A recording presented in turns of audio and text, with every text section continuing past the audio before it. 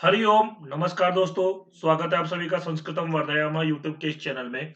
आज हम लोग इस वीडियो के अंदर में डीएसएसबी के द्वारा जो एग्जाम कंडक्ट कराए जाते हैं ऑनलाइन मोड पे, तो उस उन ऑनलाइन एग्जाम्स के अंदर में नॉर्मलाइजेशन होता है। मार्क्स जब रिजल्ट आता है तो उस समय में नॉर्मलाइजेशन के द्वारा आपका मार्क्स को अपडेट करके फिर रिजल्ट दिया जाता है।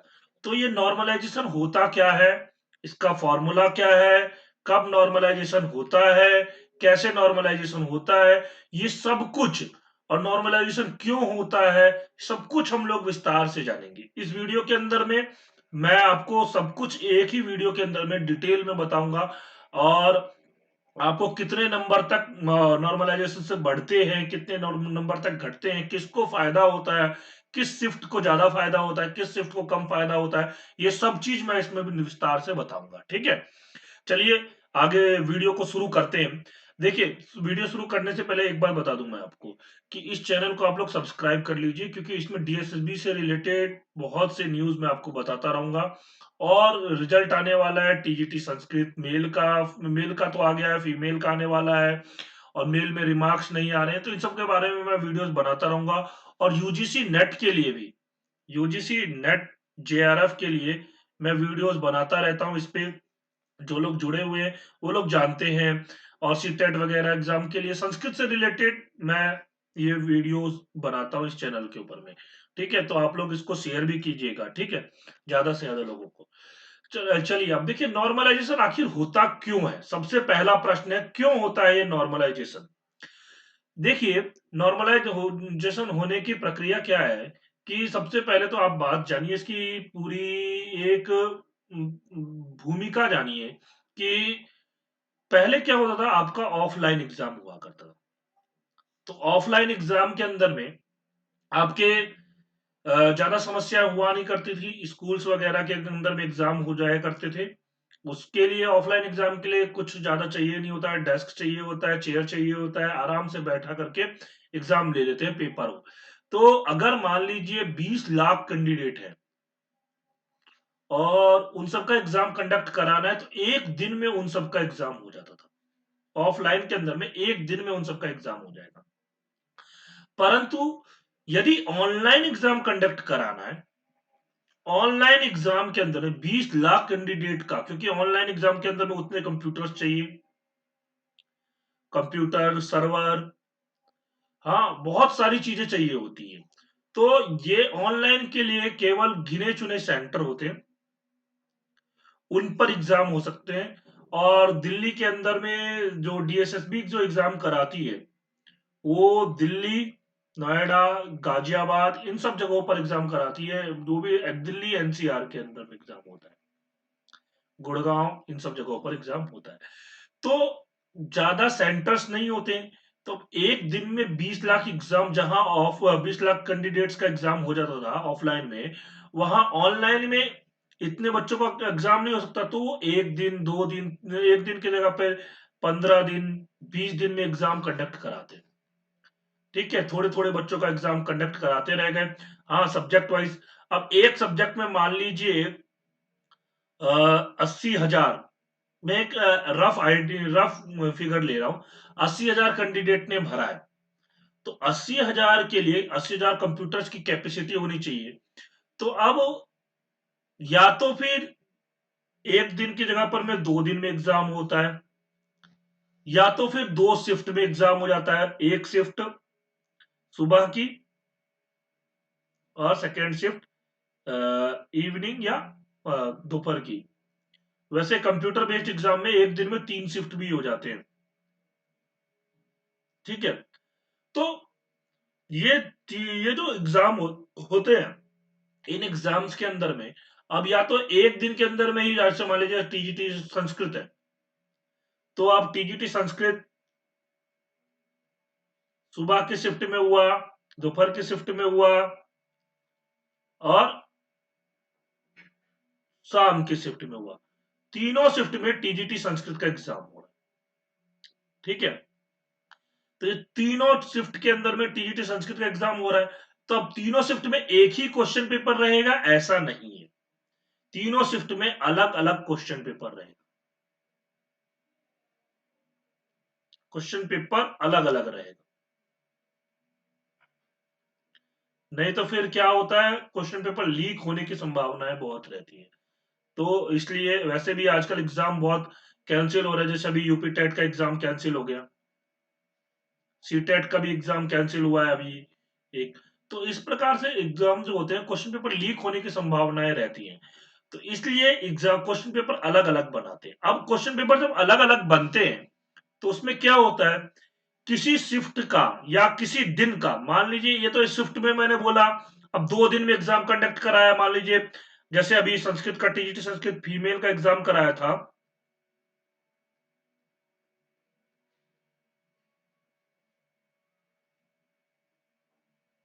फीमेल का एग्जाम हुआ था 18 सितंबर को हुआ था और 26 सितंबर को हुआ था, तो 2 दिन में एग्जाम हो गया। तो अब इन 2 दिन में एग्जाम हुआ तो फिर दोनों दिन अलग अलग क्वेश्चन पेपर होगा।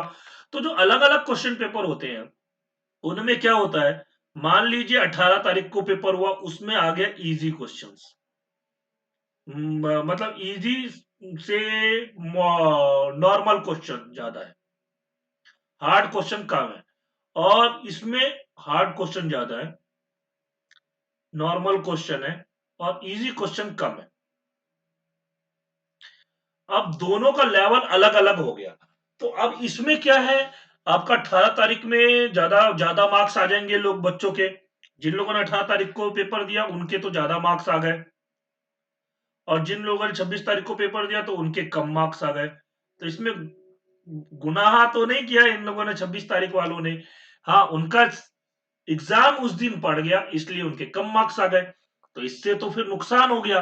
तो इसके लिए नॉर्मलाइजेशन होता है, ठीक है। नॉर्मलाइजेशन क्यों होता है, इसलिए होता है कि जब 2 शिफ्ट में एग्जाम हो, या 3 शिफ्ट में एग्जाम हो, या 2 दिन में एग्जाम हो, 3 दिन में एग्जाम हो, 5 दिन में एग्जाम हो, एक ही सब्जेक्ट का, तो उसमें नॉर्मलाइजेशन होता है, ठीक है। क्यों, क्योंकि इजी, जो मान लीजिए किसी शिफ्ट में इजी क्वेश्चन पेपर हो गए और किसी शिफ्ट में थोड़े हार्ड क्वेश्चन पेपर हो गए, तो फिर अब उनका उनको मार्क्स कैसे दिया जाए, सबका बराबर तो जज नहीं कर सकते, तो इसके लिए नॉर्मलाइजेशन होता है। अब ये नॉर्मलाइजेशन ये समझ में आ गया क्यों होता है। अब इसके बाद देखिए दूसरा, इस नॉर्मलाइजेशन का जो है फॉर्मूला क्या होता है। नॉर्मलाइजेशन का फॉर्मूला ये है, यहां पर आपको लिखा हुआ है, ये देख सकते हैं बिल्कुल बोल्ड अक्षरों में लिखा हुआ है, X N is equal to S2/S1 into X minus X A V plus Y A V. अब देखिए इसमें सबसे पहले तो मैं आपको ये दिखा दूं, ये जो फॉर्मूला है मैं ऑफिशियल फॉर्मूला आप लोगों के लिए लेकर के आया हूं, ऑफिशियल इसका नोटिस दिखा देता हूं मैं, ये देखिए ये ऑफिशियल नोटिस है, government of national capital territory of Delhi, Delhi subordinate services selection board यानी कि DSSSB, ठीक है। ये इसका 11/7/2018 का ये नोटिस है, क्योंकि इससे पहले जो एग्जाम होते थे वो ऑफलाइन एग्जाम हुआ करते थे। इसके बाद क्या हुआ, ऑनलाइन एग्जाम होना शुरू हुआ, 2018 से ऑनलाइन एग्जाम होने शुरू हुए। तो उसके बाद जब ऑनलाइन एग्जाम होने लग गए तो फिर समस्याएं ये आएगी, तो इसके लिए इन्होंने उसी टाइम पे नोटिस निकाला था, as mentioned in the public notice, file number ये पूरा डिटेल में दिया हुआ है 31/5/2018 regarding partially shifting to online exam. मतलब अब ये पार्शली शिफ्टिंग कर रहे हैं ऑनलाइन एग्जाम पर, यानी कि ऑफलाइन एग्जाम से ऑनलाइन एग्जाम पर ये जा रहे हैं, ठीक है। In case of exam being held in multiple shift, अगर किसी मतलब जो मल्टीपल शिफ्ट में एग्जाम हो जाए, यानी कि बहुत सारे शिफ्ट में एग्जाम हो जाए किसी भी सब्जेक्ट का, तो normalisation of marks obtained by candidate will be done to account for variation in difficulty level. तो वेरिएशन मतलब अलग अलग विभिन्नताएं जो होती है वो डिफिकल्टी लेवल में अलग अलग होगा, किसी शिफ्ट में ज्यादा कठिन हो जाएगा, किसी शिफ्ट में कम कठिन होगा, किसी शिफ्ट में नॉर्मल होगा। तो उसके लिए normalisation of marks obtained by candidate will be done. तो जो कैंडिडेट एग्जाम देते हैं उनके लिए नॉर्मलाइजेशन मार्क्स होगा, और ये एग्जाम के वेरिएशन ऑफ डिफिकल्टी को देखते हुए होगा। तो normalisation will be done by using, normalisation जो होगा इसको यूज करते हुए score normalisation based on deviation method. ये जो है नॉर्मलाइजेशन स्कोर होगा वो डेविएशन मेथड के थ्रू होगा, जिसका कि फॉर्मूला ये दिया हुआ है, formula which is as under, formula ये नीचे दिया हुआ है। ठीक है, इस फॉर्मूला को हम लोग देख रहे हैं। अभी मैं पूरा एक एक चीज को फॉर्मूला के बताऊंगा आपको डिटेल से। देखिए, एक्सन इज इक्वल टू जो नॉर्मलाइज मार्क्स जो स्कोर होगा वो कैंडिडेट का होगा, यानी कि जो आपका फाइनल मार्क्स आएगा नॉर्मलाइजेशन होने के बाद उसको बोलते हैं हम एक्स एन। ठीक है, अब ये कैसे निकलता है तो इसको देख लेते हैं। S2 अपॉन S1 इंटू, ये स्टार मतलब होता है इंटू मतलब गुणा, into X minus X A V plus Y A V, ये इसका फॉर्मूला है। अब ये S2 क्या है, S1 क्या है, X क्या है, एक्स ए वी क्या है, वाई ए वी क्या है, ये अभी स्पष्ट करता हूं। यहां पे देखिए पूरा लिखा हुआ है इसको। देखिए S2 क्या होता है, S2 is the standard deviation, इसको बोलते हैं स्टैंडर्ड डेविएशन। ये यहाँ पे लिखा हुआ है, ये देख सकते हो, क्योंकि हमें डेविएशन मेथड के थ्रू हम इसको कर रहे हैं। तो standard deviation of the shift with the highest average score taken as base for normalisation. तो मतलब जो स्टैंडर्ड डेविएशन होता है उस शिफ्ट का, जिस शिफ्ट में, हाँ, with the highest average score, highest average score मतलब जिसमें, अब मान लीजिए 4 शिफ्ट में एग्जाम हुआ या 4 दिन में एग्जाम हुआ। ठीक है, तो पहले दिन आए, पहले दिन एवरेज स्कोर हुआ 50, दूसरे दिन का एवरेज स्कोर हुआ 53, तीसरे दिन का एवरेज स्कोर हुआ 56, चौथे दिन का एवरेज स्कोर हुआ 48। अब इसमें क्या है कि जो highest average score taken as base for normalisation, तो उस शिफ्ट का लेंगे जिसका हाईएस्ट एवरेज स्कोर है। तो इनमें से देखिए, इनमें एवरेज स्कोर का पहले एवरेज स्कोर का मतलब क्या होता है ये मैं आपको क्लियर कर दूं। एवरेज स्कोर उसे कहते हैं जितने कैंडिडेट ने एग्जाम दिया है,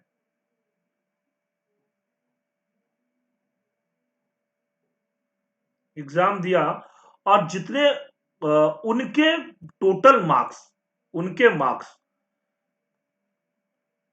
उनके मार्क्स, उनके जितने मार्क्स आ रहे हैं उन सबको टोटल कर दो, अपॉन में जितने कैंडिडेट ने मार्क्स दिया उनकी संख्या, उनको जो जितने टोटल मार्क्स हो गए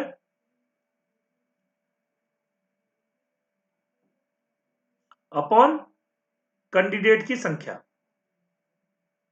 ठीक है, कितने कैंडिडेट ने, मान लीजिए 100 कैंडिडेट ने एग्जाम दिया और उनके मार्क्स हो गए 200 मार्क्स का है, 200 में से 125 130 ऐसे करके मार्क्स लेकर के आ रहे हैं, 98 95 78 80 112 ऐसे करके मार्क्स आ रहे हैं। तो टोटल उनके मार्क्स आ गए 200 में से, मान लीजिए जोड़ते जोड़ते उनके मार्क्स हो गए 100 का है तो 100 कैंडिडेट का 13,000। ठीक है, 13,000 मार्क्स आ गए, उसके अपॉन में 100 कर दिया तो 20 से 20 कट गया तो 130 मार्क्स जो होगा वो एवरेज हो जाएगा ऐसे।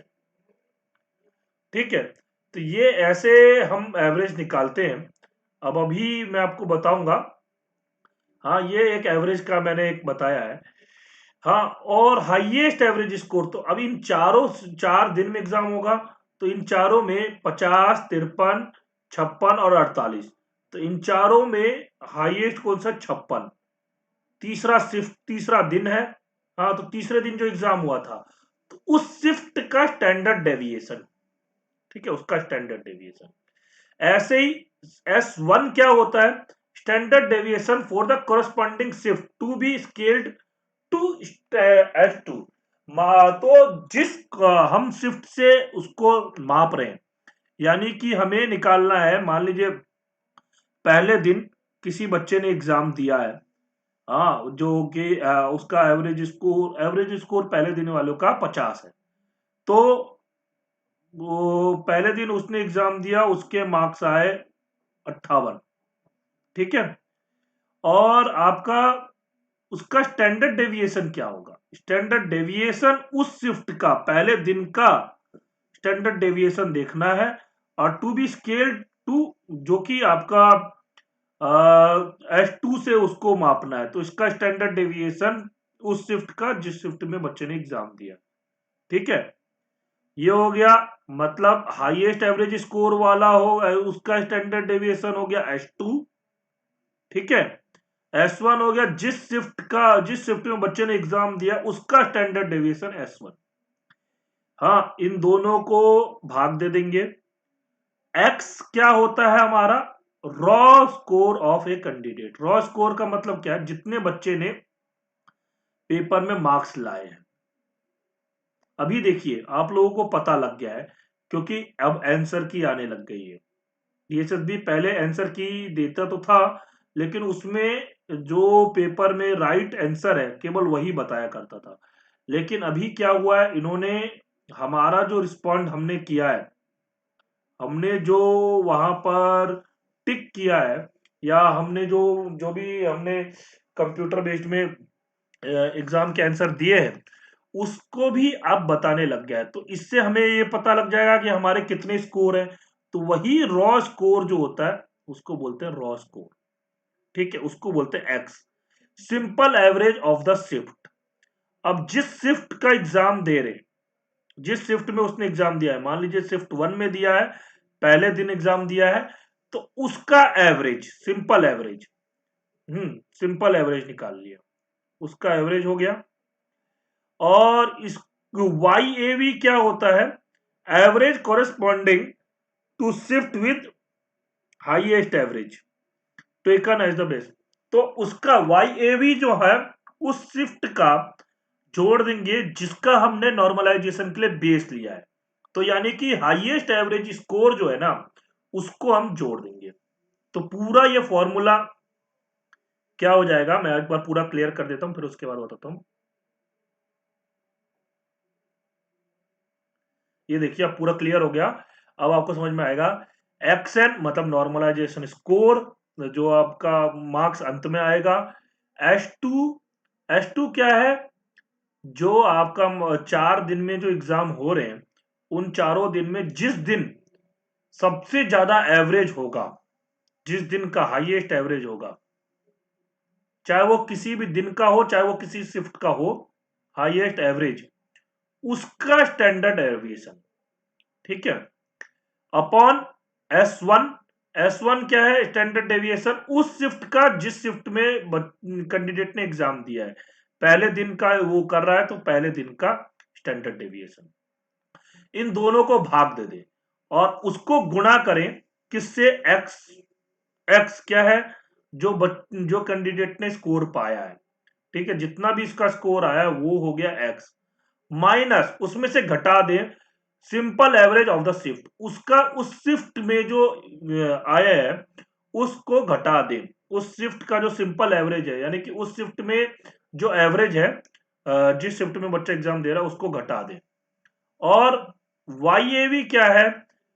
उस शिफ्ट का जिस शिफ्ट का हाईएस्ट एवरेज है उसको जोड़ दें। वही है highest average corresponding, average corresponding to shift with the highest average.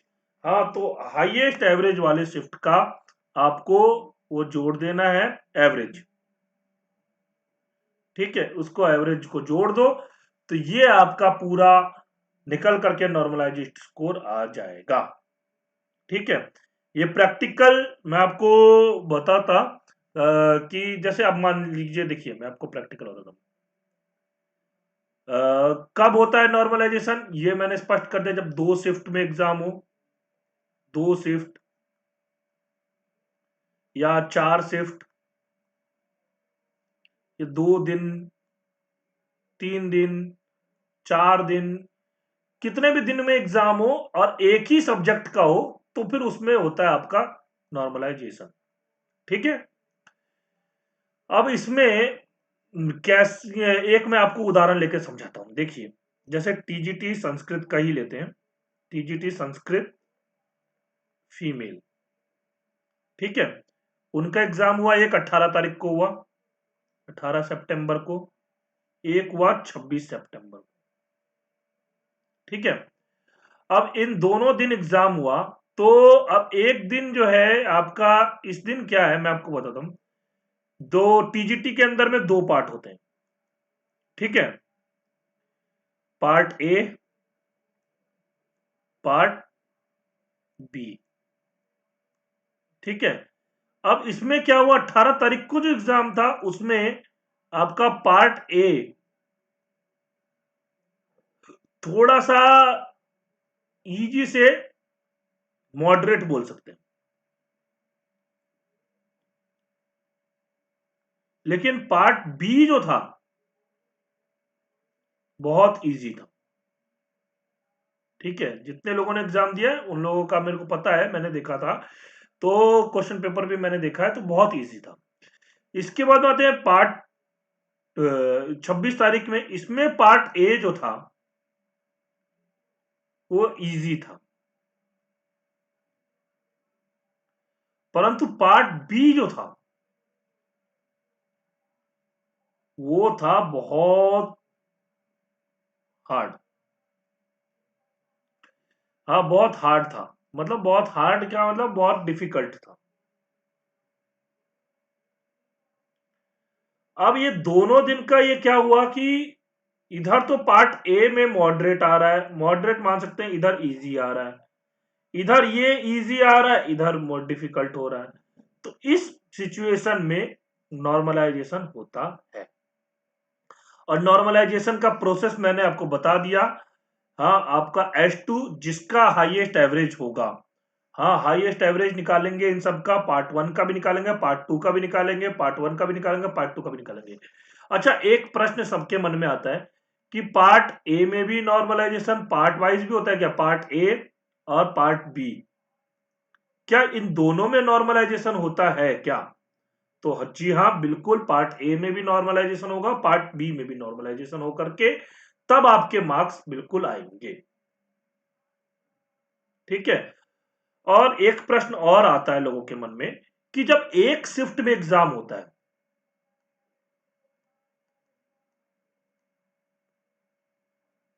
एक शिफ्ट में जब एग्जाम होता है तब भी क्या नॉर्मलाइजेशन होता है क्या? नहीं, तब बिल्कुल भी नॉर्मलाइजेशन नहीं होता। तब जितने मार्क्स हैं आपके क्षम्यताम, जितने मार्क्स हैं उतने ही मार्क्स रहेंगे। ठीक है। हाँ, अगर कोई क्वेश्चन आपका मान लीजिए उन्होंने कैंसिल किया है, उसके मार्क्स सबको दे रहे हैं, तो फिर आपको सबको मार्क्स मिलेंगे। बाकी वन शिफ्ट में अगर एग्जाम होता है तो उसमें नॉर्मलाइजेशन नहीं होता। दो शिफ्ट, 2 दिन, इसमें अगर एग्जाम होते हैं, 3 दिन, 4 दिन, मल्टीपल शिफ्ट अगर एग्जाम होते हैं तो फिर आपका नॉर्मलाइजेशन होता है, और दोनों पार्ट में आपका नॉर्मलाइजेशन होता है। ठीक है। कैसे होता है नॉर्मलाइजेशन, ये आपको पूरी प्रक्रिया है। ठीक है। उसके लिए मैं अभी स्पष्ट ऐसे नहीं कर पाऊंगा, क्योंकि उसके लिए पूरा स्टैंडर्ड डेविएशन बताना पड़ेगा, आपको एक पूरा क्लियर करना पड़ेगा। हाँ, लेकिन ये मैंने आपको पूरा बता दिया, नॉर्मलाइजेशन का मेथड यही होता है। और आप ये चीज बिल्कुल क्लियर रखिए कि नॉर्मलाइजेशन कैसे होता है, ये आप जान करके भी डीएसएसबी के मार्किंग स्कीम को नहीं जान पाएंगे। क्योंकि डीएसएसबी की जो मार्किंग स्कीम होती है ना, बहुत ज्यादा, आप समझ लो कि डिफिकल्ट होती है। क्योंकि आपने देखा होगा कि जो आपका अभी टीजीटी मेल का रिजल्ट आया उसमें कितने 866 वैकेंसीज थे, जिसमें कि 763 लोग ही केवल क्वालिफाई कर पाए, जबकि एग्जाम दिया 3813 कैंडिडेट। मतलब 3813 में से केवल 763 लोग ही क्वालिफाई कर पाए, 866 वैकेंसीज थी। इसका मतलब इनका मार्किंग स्कीम जो है बहुत डिफिकल्ट रहा। जबकि मैं आपको बताऊं तो संस्कृत का पेपर जो था इसमें बहुत इजी था, इजी था, लेकिन फिर भी उसमें क्वालिफाई नहीं कर पाए।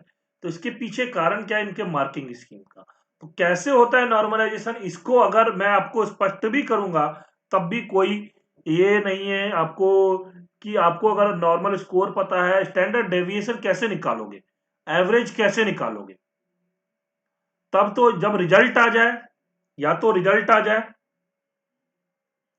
तो उसके बाद आप नॉर्मलाइजेशन हुआ है, कितने मार्क्स आए हैं, कितने मार्क्स हुए हैं, तब आपको पता लगेगा।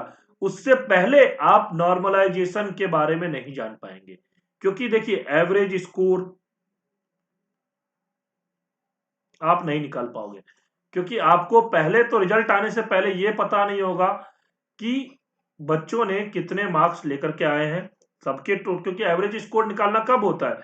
जब सारे कैंडिडेट के total marks upon total candidate. तो आप जब टोटल मार्क्स सारे कैंडिडेट के, ऑल कैंडिडेट, यहां पे सारे कैंडिडेट के आएंगे तो तभी एवरेज निकलेगा। अब एवरेज निकालने के लिए हमें सभी के मार्क्स पता होने चाहिए, तो सबके मार्क्स तो हम पता नहीं कर सकते। तो इसीलिए नॉर्मलाइजेशन कैसे होता है ये आपको मैंने फॉर्मूला स्पष्ट कर दिया। हाँ, इसमें S2 जो हाईएस्ट एवरेज वाला है उसका स्टैंडर्ड डेविएशन, S1 जिस शिफ्ट का हमें निकालना है उस शिफ्ट का स्टैंडर्ड डेविएशन। हाँ, और इसको मतलब इन दोनों को भाग दे दें और उसको गुणा करना है किससे? रॉ स्कोर जो कैंडिडेट का है उसको माइनस करना है उसमें से आपका सिंपल एवरेज उस शिफ्ट का जो है उसको, और उसमें प्लस कर देना हाईएस्ट एवरेज जिस शिफ्ट का हमने नॉर्मलाइजेशन में बेस लिया था, यानी कि ये वाला S2 वाला जो था उसको हमने मतलब स्टैंडर्ड डेविएशन ही उसका हाईएस्ट एवरेज को उसमें जोड़ देना है। तो इससे नॉर्मली जो फायदा होता है, जिसका हार्ड मतलब जिसके डिफिकल्ट जिसके शिफ्ट में एग्जाम था उसको फायदा होता है, जिसके शिफ्ट में एग्जाम इजी था उसको थोड़ा नुकसान होता है। ठीक है, तो ये है पूरा, मैंने आपको स्पष्ट कर दिया नॉर्मलाइजेशन के बारे में। अब मैं एक वीडियो और लेकर के आऊंगा कि टीजीटी संस्कृत में कितने मार्क्स बढ़ सकते हैं। ठीक है, कितने मार्क्स बढ़ सकते हैं, कितने मार्क्स घट सकते हैं, ये मैं आपको पूरा अच्छे से एक्सप्लेन करूंगा टीजीटी संस्कृत फीमेल का। ठीक है, धन्यवाद। हम लोग मिलेंगे अगली वीडियो में।